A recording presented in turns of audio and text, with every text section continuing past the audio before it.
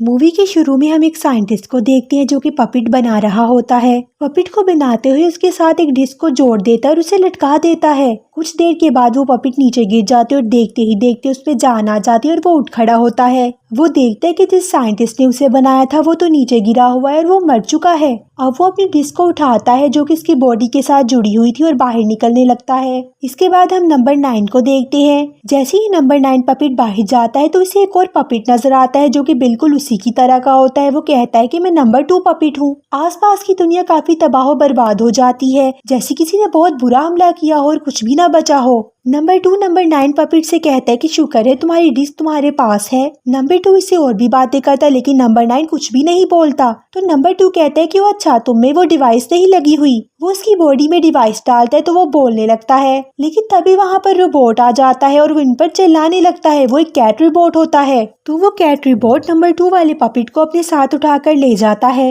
Number 9 शायद बहुत ही ज्यादा डरपोक था, इसे देखकर वो फौरन बेहोश हो जाता है। कुछ देर के बाद जब नंबर 9 की आंख खुलती है तो एक ऐसी जगह पर होता है जहाँ पर एक और पपिट जिसका नंबर 5 होता है उसको ठीक कर रहा होता है। वो इन सब पपिट्स को ठीक करने का काम किया करता था और तभी वहाँ पर नंबर 1 पपिट भी आ जाता है जो कि इन सबका लीडर होता है। वो आकर नंबर 5 पपिट से कहते हैं कि तुम्हें बाहर जाने की किसने इजाजत दी थी? क्या तुम नहीं जानते कि बाहर कितने रोबोट्स हैं और हमारी जान को कितना खतरा है? नंबर 5 कहता है लेकिन हमें नंबर 2 की जान बचानी होगी जिसे वो कैट रोबोट ले गया है। नंबर 1 कहते हैं कि अच्छा इसको भी देख लेते हैं। वो नंबर 9 को अपने साथ ले जाता है जो कि अब बिल्कुल ठीक हो चुका था। वो लीडर नंबर 9 को बाहर की दुनिया दिखाते हुए कहता है कि कई साल पहले जब हम पहली बार इस दुनिया में आए थे तब इंसानों और रोबोट्स में एक जंग छिड़ गई थी और दोनों आपस में बहुत बुरी तरह लड़ रहे थे। दोनों ही एक दूसरे को खत्म करना चाहते थे जिसकी वजह से यहाँ की हवा जहरीली हो गई यानी पॉइजनस हो गई थी। यहाँ कोई भी नहीं बच पाया, सब कुछ खत्म हो गया, तुम अपनी आंखों से ही देख सकते हो। लेकिन सिर्फ एक रोबोट बचा हुआ है, कैट रोबोट, और वो एक ही हम सब पर भारी पड़ता है। तो इस वजह से हम सारे पपिट्स उससे छुप कर रहते हैं क्योंकि इस दुनिया में हमारे अलावा और कैट रोबोट के अलावा और कोई भी नहीं है। फिर वो इसे एक ऐसी जगह पर लेकर आता है जहाँ पर एक चार्ट के ऊपर कुछ नंबर्स लिखे होते हैं और कुछ नंबर्स के ऊपर क्रॉस लगा होता है। इसका मतलब था कि वो नंबर्स वाले पपिट्स मर चुके हैं या उन्हें कैट रोबोट ले गया है। इसी के साथ ही लीडर नंबर 2 पर भी क्रॉस लगा देता है। तो नंबर 9 उसे कहते हैं कि ये आप क्या कर रहे हैं? क्या आप जानते हैं कि कैट रोबोट ने उसे मार दिया है या वो जिंदा है? तुम तो हार मानकर बैठ गए हो, हमें उसे बचाना होगा, हम ऐसे ही उसे मरता हुआ नहीं छोड़ सकते।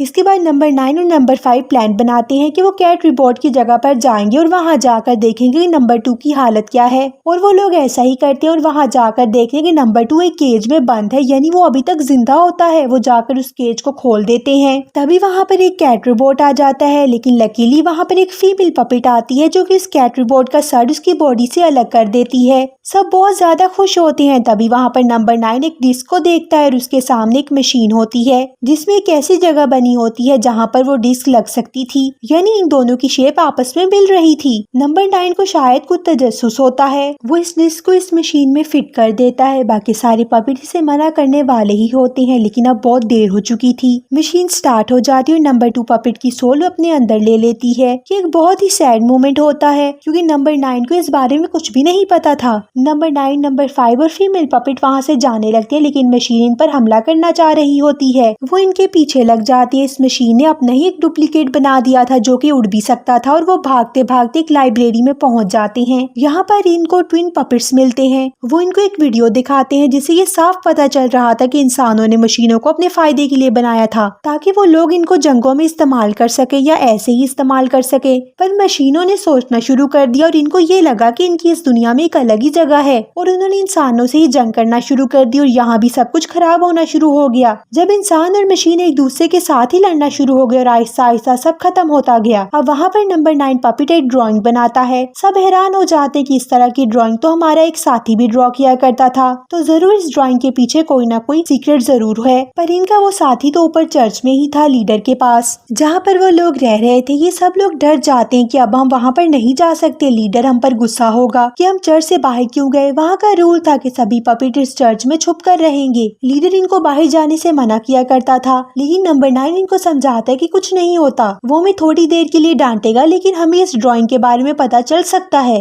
वो सब मिलकर चर्च में जाते हैं। लीडर इन पर गुस्सा होता है और इसने होना भी था, पर सब वो आगे से कुछ भी नहीं बोलते।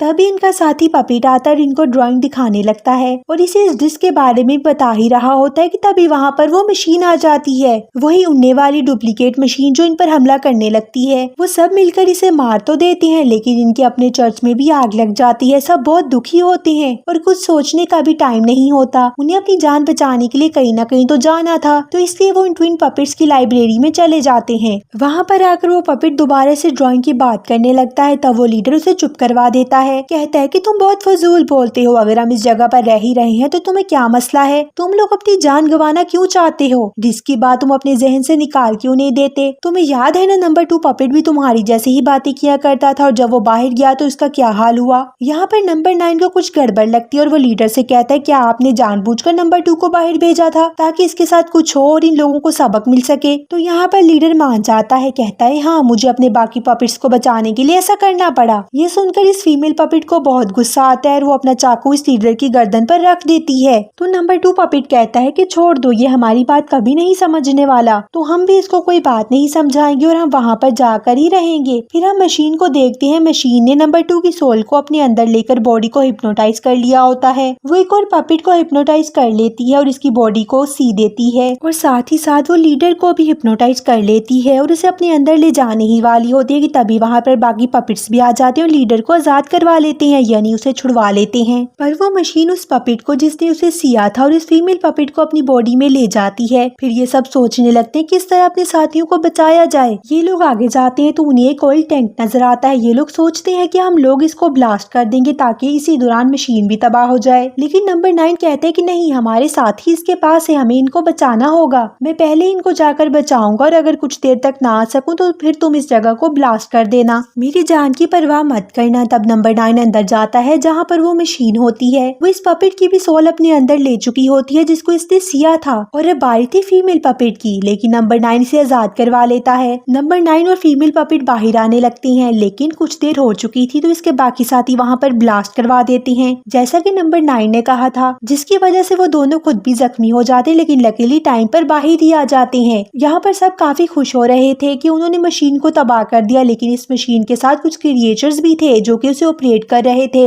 अभी तक वो सिर्फ क्रिएचर्स तबाह हुए थे, मशीन सब कुछ जानती थी कि उसको क्या करना है और वो अभी तक ठीक थी। फिर मशीन नंबर 9 पपिट के सामने आती है और उसकी सोल को खींचने लगती है, लेकिन जबकि बाकी सब पपिट्स अपनी जान बचाने के लिए वहाँ से भागने लगते हैं, लेकिन जिस स्पीड से वो लोग भाग रहे होते हैं मशीन वहाँ पर भी आ जाती है और उसके वजन से वो ब्रिज टूटने लगता है, मशीन नीचे गिरने लगती है। मशीन यहाँ पर उस पपिट की सोल को भी अपने अंदर खींच लेती है जो कि ड्राइंग्स बनाया करता था और वो भी मशीन के साथ ही नीचे गिरने वाला होता है। तो वो अपने साथियों से कहता है कि तुम सब यहाँ से चले जाओ, तुम्हारे लिए यही काफी है कि ये मशीन तबाह होने लगी है, तुम सब फ्यूचर में महफूज रह सकोगे। इतनी ही देर में वो मशीन इस पपिट की सोल को अपने अंदर ले चुकी होती है। तो बाकी पपिट्स इस मशीन को ब्लास्ट नहीं करते जबकि वो कर सकते थे क्योंकि उन्होंने अपने साथी की सोल बचानी थी। अब नंबर 9 जल्दी से इस जगह पर जाता है जहाँ पर इसे बनाया गया था और बाकी पपिट्स को भी। वो एक डिवाइस को खोलता है जिसमें उसी साइंटिस्ट का होलोग्राम निकलता है। वो साइंटिस्ट उस पपिट को बताता है कि मैंने अपनी सोल के 9 हिस्से किए और तुम 9 पपिट्स में डाल दिए ताकि तुम मेरा अधूरा काम कर सको। इंसान और मशीन्स में लड़ाई हुई जिसकी वजह से सब इंसान मारे गए थे और मैं भी एक दिन मारा जाता, तो तुम्हें अब मेरे लिए लड़ना होगा। इसीलिए तो तुमने देखा था कि नंबर 9 को बनाने के बाद साइंटिस्ट चले गए थे, यानी उनकी डेथ हो चुकी थी। साइंटिस्ट नंबर 9 को ये भी बताता है कि जो डिश तुम लोगों के पास है उसी को यूज करते हुए तुम लोग अपनी जान बचा सकते हो और वो डिश उस वक्त भी उस मशीन के अंदर फिक्स है। नंबर 9 जाकर अपने बाकी साथियों को भी बताता है और कहता है कि हमें अभी इस मशीन को तबाह नहीं करना है वरना वो डिस्क भी तबाह हो जाएगी और हम सब नहीं बच पाएंगे। तो इसकी बात पे कोई यकीन नहीं करता। तो नंबर 9 खुद ही मशीन के सामने चला जाता है। मशीन इसकी सोल को खींचने ही लगती है पर इसकी जान बचाने के लिए लीडर सामने आ जाता है। मशीन इसकी सोल खींच लेती है। नंबर 9 जल्दी से जाकर मशीन की डिस्क बाहर निकाल देता है और उसको ऑपरेट करने लगता है। ऐसा करते ही इस डिस्क से सारी सोल बाहर निकलने लगती हैं जो कि मशीन ने इन पपिट्स से खींची थी। सब सोल्स एक साथ इकट्ठी होती और आसमान में चली जाती हैं। सब बहुत खुश थे और इसके बाद एक बहुत बड़ा ब्लास्ट होता है और वहाँ पर बारिश होने लगती है। और अब हम यहाँ पर ऑब्जर्व करते हैं कि हर बारिश के कतरे में जान होती है। हमें एक ग्रीन एनर्जी दिखाई देती है, यानी ये बारिश का कतरा जहाँ जहाँ पर भी गिरेगा वहाँ पर सोल पैदा होगी और इस दुनिया पर ये सारी सोल वापिस आ जाएंगी। इसी के साथ ये मूवी यहीं पर खत्म हो जाती है।